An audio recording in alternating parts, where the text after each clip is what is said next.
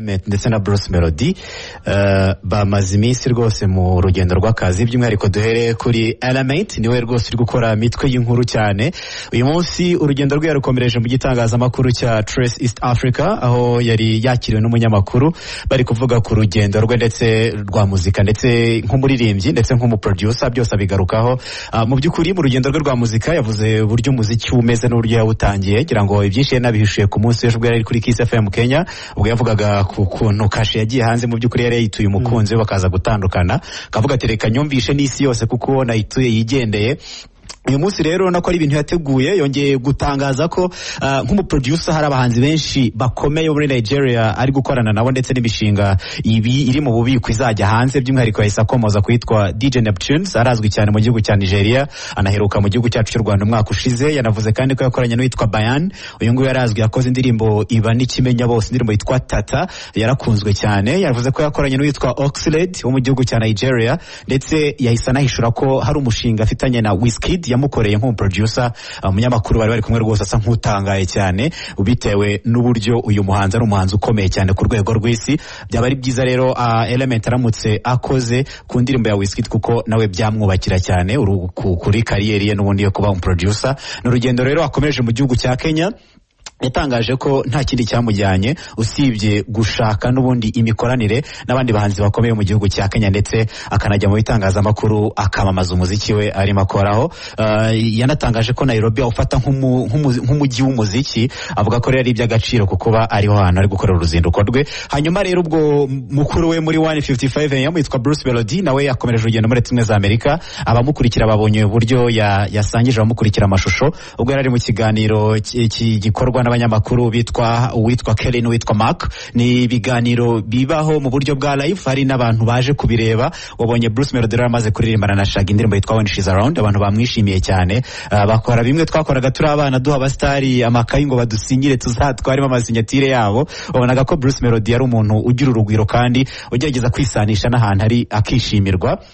N'urugendo akomereje muri Leta Zunze Ubumwe za Amerika, yavuze ko n'ubundi uyu mwaka azakunda kugenda cyane mbere yuko ashyira hanze na album ye mu kwezi kwa gatanu izerekezwa n'ibitaramo bizazenguruka u Rwanda ndetse no muri Afurika y'Iburasirazuba, nk'uko yabitangaje mbere yuko yurira Rutemikirere. Nari nabivuzeho wa munsi wageze, itariki 21 Werurwe 2024, imyaka ibiri irihiritse ibitaramo by'iseka rusange bitegurwa na Fari Merci bibera mu mujyi wa Kigali mu Rwanda. Uyu munsi rero ariziza iyo sabukuru mu buryo budasanzwe, kuko yatumiye abanyarwenya bakomeye, baba abo ku ruhando mpuzamahanga. Hari abaturutse hanze y'u Rwanda, harimo uwitwa Dr. Hilary Ukelo yamaze kugera mu Rwanda, ndetse kandi hari n'abandi banyarwenya, hari ndetse n'uwitwa Patrick Savado, bose baturutse mu gihugu cya Uganda. Ni abanyarwenya bakomeye cyane muri aka karere ka Afurika y'Iburasirazuba.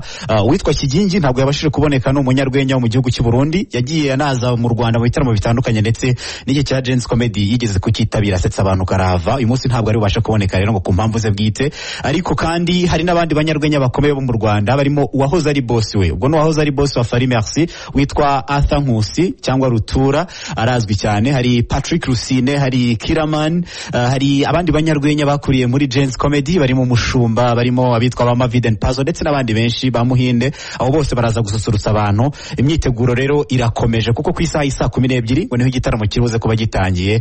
Ni ibitaramo navuga ko byagize umusaruro cyane Ferdinand, kuko rwabaye urubuga rwo kugaragarizwamo impano ku banyarwenya baturutse mu gihugu cyose gitandukanye. Ngira ngo bajye babireba, babonamo aba baturutse muri za Nyaruguru, Gicumbi, mu gihugu hose. Ubona ko rwabaye urubuga rwiza rwo kongera gutuma abanyempano batoya berekana impano zabo, kandi mu by'ukuri byagaragaye ko bazifite, biri gutanga umusaruro. Mu myaka 2 gusa navuga ko ibyo abashije kuba yageraho ndetse n'iby'uruganda rw'urwenya rubashije kuba rwageraho ari nini cyane. Bakwiye rwose no kujya gushyigikira Merci bakamushimira cyane, kuko hari benshi wenda byari bugorane ko bamenyekana, ariko baramenyekanye binyuze muri ibyo bitaramo. Uwo ni Fari Merci. Mu kanya gato kandi mu rubuga rw'imikino kuri Radio Rwanda, ngira ngo abantu bumvise ko n'itorero Inyamibwa rigeze kure mu gutegura igitaramo afite bisi inkuru ya 30 kizaba tariki 23 ni kuwa gatandatu, kikazabera muri BK Arena, aho bavuga ko ni umwanya mwiza wo kwicara abantu bakishimira ibyo u Rwanda rugezeho nyuma y'imyaka 30 ifite ikivuze cyane kuko na benshi bari muri iryo torero inyamibwa n'urubyiruko rwavutse muri icyo gihe.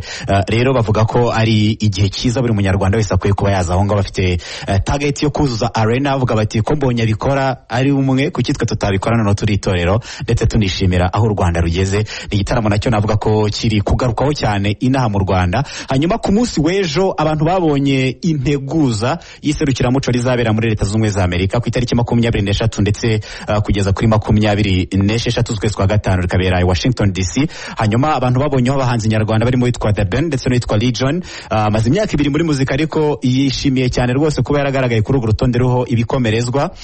Uretse The Ben uriho hariho Diamond Platnumz, hariho abahanzi bo muri East Africa nk'uwitwa Joshua Baraka mu gihugu cya Uganda arazwi cyane mu ndirimbo yitwa Nana, yanasubiranyemo n'umuhanzi wo muri Leta Zunze Ubumwe za Amerika. Hariho ba Inos Bibo mu gihugu cya Congo ndetse n'ibindi byamamare. Uyu rero witwa Legion yatangaje ko rwose ngo ari ibyishimo bikomeye cyane kuba yakwisanga kuri iri serukira ku bazasusurutsa abantu bo muri iri serukiramuco. Yavuze ko ubu ngo aribwo bigitangira kandi ngo abikesha gukora umuziki mwiza. Afite indirimbo zikunzwe hanze aha ngaha, hari nk'iyaheruka gukorana na Diplomat yitwa Icyuki gikaze, ashimangira ko nayo iri mu zituma n'ubundi ari kwakirwa neza hano iwacu mu Rwanda. Hanyuma witwa Mr Easy ubwo twageze hanze y'u Rwanda mu buri gihe ni bato zikomeje mu gihugu cya Uganda, by'umwihariko zahereye kuri bano bakobwa. Hari na bato iri gutegurwa ku bahanzi b'abagabo. Aba bombi bo bananiwe no gushirwa kuko ababajajingaga bavugaga ko ngo baguye miswi, bategura n'indi bajya mu gihugu cya Dubai, barashaka no gutegura indi noneho hakagaragaza urenze undi. Rero birashyushye cyane mu gihugu cya Uganda. Hanyuma kandi uwitwa Kim Kardashian ndetse n'uwitwa Emma Roberts bashyize hanze integuza ni igice cya Delicate kabiri, ni bya biganiro mpamo bijya ku mbuga nkoranyambaga. Barimo batangaza rero ko abantu bakwiye kwitegura bakazabiryoherwa. Hanyuma ku munsi w'ejo witwa Tyler n'umuhanzikazi wo mu gihugu cya Afrika y'Epfo agiye gushyira hanze album yiyitiriye ishobora kuzahindura amateka ya muzika kuko numwe mu bahanzi bakiriwe neza muri 2023 nta bihangano byinshi afite. Ubu noneho album agiye gushyira hanze abantu bose bararekereje ku munsi w'ejo ngo bazabashe kuyakira neza. Ferdinand Soza Kanye West yanditse ubutumwa arabati yego nimba hari umuntu ufite watsi ikintu inshuro zirenga 3 uwo nguwo wari wamwibeshyeho. Abantu benshi bavuga bati ubutumwa bwatewe n'iki, ati noneho yaba havuze ikintu gifatika. Yego kare murakoze cyane. Nimba hadusoreye umukozi w'igicano cyiza.